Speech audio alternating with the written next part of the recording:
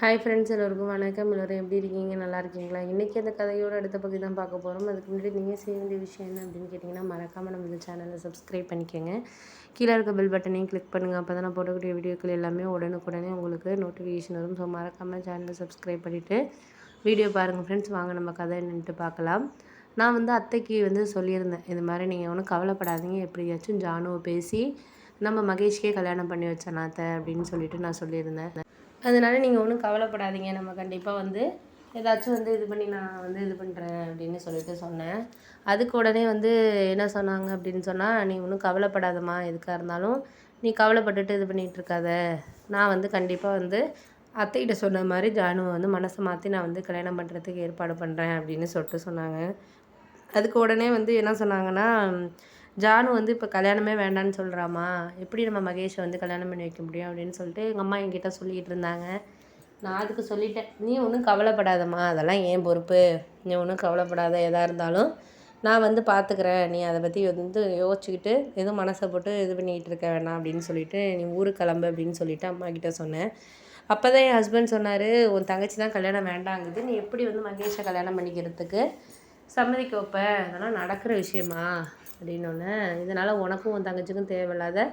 ஏதாவது பிரச்சனை வரப்போகுது அப்படின்னோடனே, அதெல்லாம் ஒன்றும் வராது, நான் அடுத்த வாரம் பெங்களூர் போகிறேன்,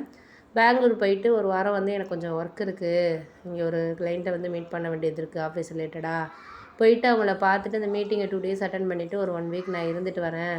பிள்ளைங்கள நீங்கள் பார்த்துக்கங்க, உங்கள் அம்மா அழைச்சாந்து வச்சுக்க சொல்லுங்கள் அப்படின்னோடனே,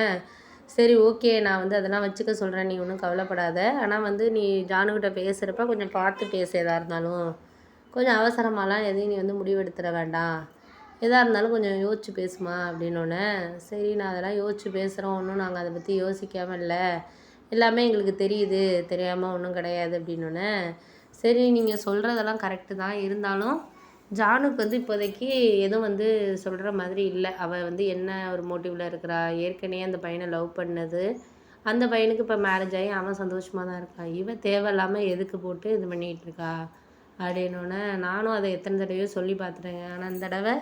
கண்டிப்பாக ஏதாச்சும் ஒரு முடிவு எடுத்து தான் ஆகணும், எடுத்தால் தான் ஏதாச்சும் ஒன்று பண்ண முடியும், செய்ய முடியும் அப்படின்னோடனே, சரி அதெல்லாம் ஒன்றும் நீ கவலைப்படாதீங்க, எதாக இருந்தாலும் நம்மளுக்கு